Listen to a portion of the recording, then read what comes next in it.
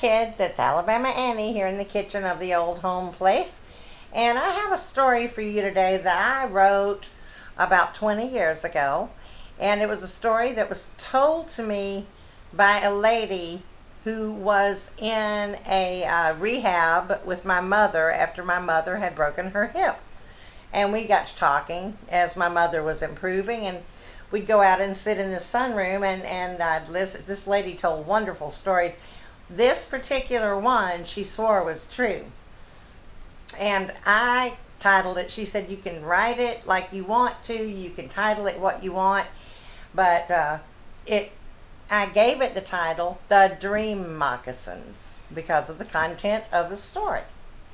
And so, we'll just start like this. I'm going to have to read this one to you because, like I said, I can remember song lyrics all day, but when it comes to a 3-page short story, not so much. So I may screw it up and have to start over. Hopefully not. Maybe I'll get to the point where I can memorize this one as well. Sherry loved to go shopping. She always had, mainly in thrift stores off the beaten track, and at the ones especially with the coolest stuff. Now we know, all of us ladies know, and some of you guys too, that we all have our favorite thrift shops where we find the cool stuff. So that's what she was after. She could shop in a retail store if she wanted to, because it wasn't like she didn't have the money to do so. But Sherry didn't like buying a dress or a pair of shoes that she'd seen on other people, and that often was the case, and we all know that. She had found out that when she bought her clothing and shoes at these thrift stores, she could pretty much rest assured that she wouldn't see anyone else wearing what she had on. And she often received compliments on her attire. One friend asked, "Where do you find such cool clothes and things?" Most times Sherry would just smile and tell her friend that it was just something she hadn't worn in a while. One spring morning, Sherry was in one of her favorite shopping moods and went to one of those thrift stores looking for shoes. And just when she was about to give up because she hadn't found anything she really liked, she spied the fringed top of a moccasin and pulled it from the shelf where it rested alone without a mate. This disappointed her, but she held the moccasin in her hand and smiled. The moccasin was very light to the touch and obviously handmade. The delicate black fringe at the anklet hung in spirals where tiny beads had been stranded by some patient hand. The deerskin sole of the shoe was gently worn, and the top of the moccasin revealed beadwork done in a spiral pattern which pleased her eye. Sherry smiled again as she slipped the shoe on her right foot to discover that it was a perfect fit. But there was only one problem. After searching for a while along the shelves, she could not find the mate to the shoe and was about to give up altogether when she heard a sound to her left as a large cardboard box toppled over into the aisle, and out of the box fell the moccasin. Now, I don't find that unusual because I was in a retail store one time and a whole shelf of teddy bears fell on me. True story. Sherry smiled as she picked it up and examined it. She tried it on, and like its partner, it was a perfect fit. Happy with her find, she slipped to the checkout counter and prepared to pay the cashier. "Man, those are just the coolest things," said the checkout lady, "especially since everything is on sale today and they'll only be $2. "Everything is half off?" Sherry asked. "Yes, it is," the girl explained as she stuffed the moccasins into a small bag for Sherry. Sherry thanked the girl and strode out to her car and tossed the bag into the back seat and drove away. At home again, she placed the moccasins on her overflowing shoe rack inside her closet and was very pleased with her purchase.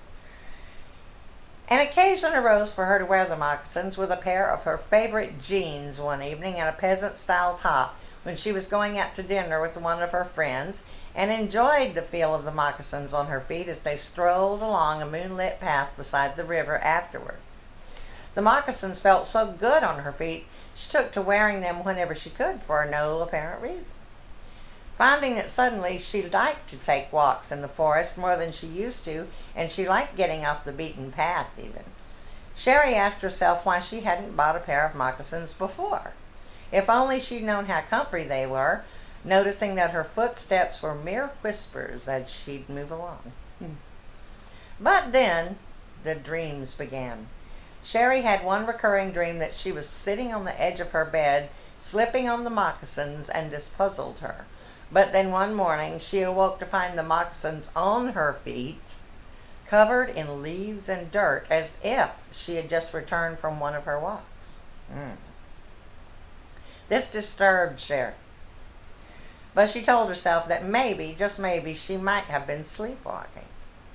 Once when she was a girl, she had done just that, going into the kitchen and fixing herself a bowl of leftover birthday ice cream and cake.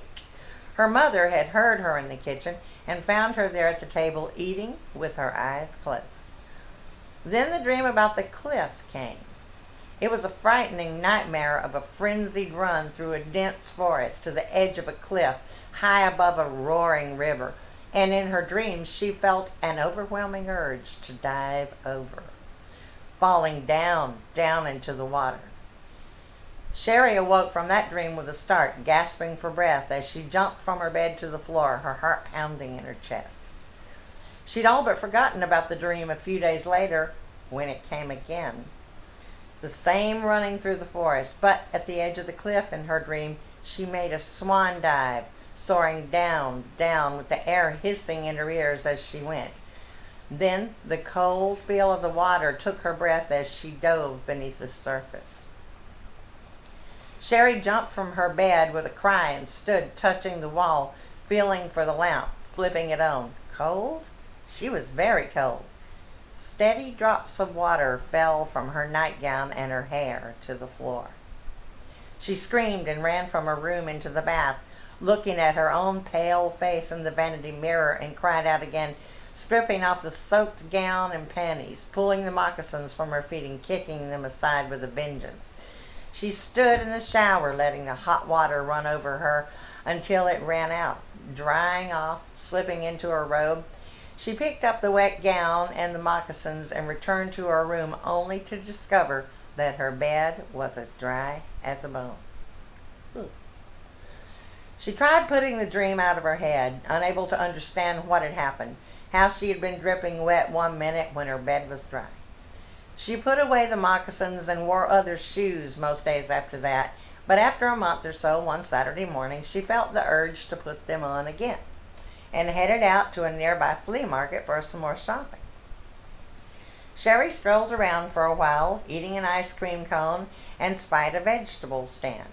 A woman stood beside her at the counter, picking herself some fresh tomatoes and peppers from the baskets when she turned to Sherry. "Excuse me, I have to ask you something," the slim gray-haired woman said as Sherry turned to her, smiling. The woman pointed down at Sherry's feet. "I know of only one pair like those moccasins. They were made by an aunt of mine," she said. Giving Sherry a hard look, her head turned to one side. "How did you come by them?" she wanted to know. "Well, I found them in a thrift store not too long ago." The woman narrowed her eyes and looked around at the people nearby, drawing Sherry by the arm toward a bench. "You don't know me, but you need to sit down and listen. Those moccasins took my daughter's life. Those moccasins caused her to leap to her death at Little River Canyon." Sherry felt the cold draining from her face. "Say that again," she whispered, as the woman slowly repeated the words so that they were made clear and would sink into the woman's head. "I thought they'd been destroyed," the woman told her. "They are very dangerous to wear. I thought my husband had burned them." Sherry felt the need to lean back against the bench and pull the woman down a little closer to her. "What do you mean they're dangerous?" Sherry asked. "What's wrong with them?"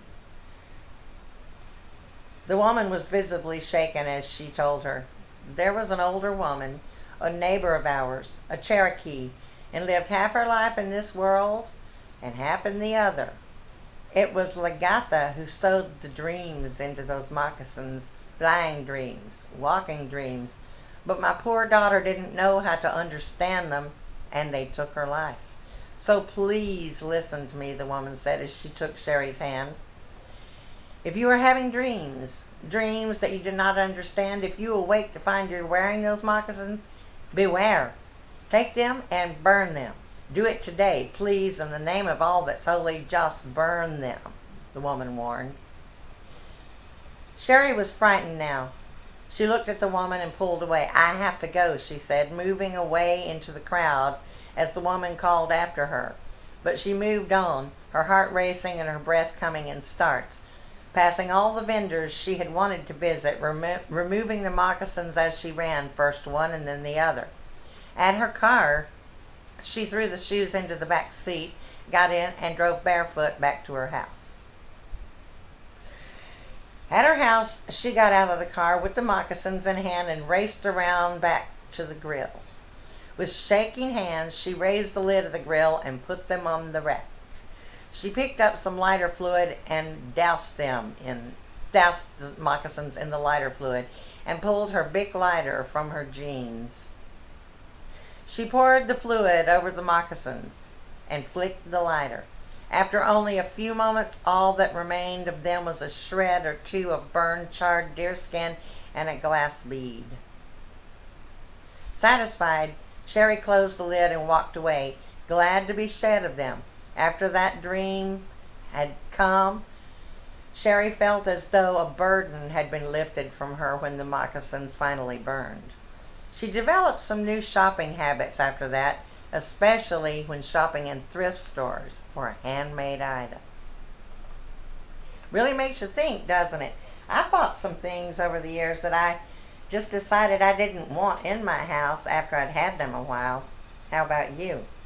Now anyway, I hope you enjoyed that story. It was called the Dream Moccasins. This is part of my Alabama Annie Stories and Songs series. And now I'm going to play you a song that should go fairly well with that story. It's called Magnolia Holds Her Secrets Well.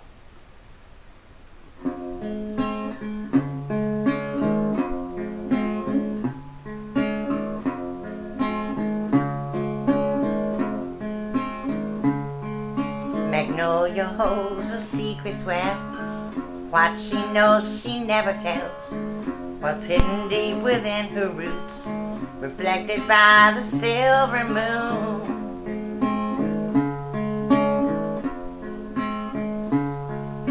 Magnolia holds her secrets well. No, none could ever break the spell. A secret word, a plan mislaid. What's hidden deep within the shade.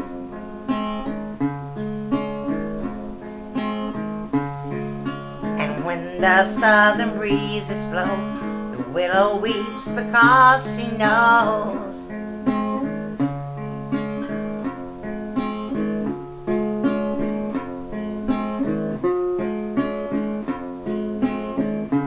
Come spring, come spring, come spring. Come spring.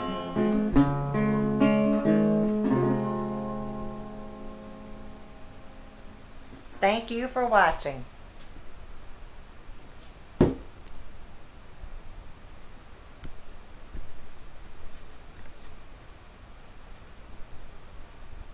the hell? It won't stop. Okay.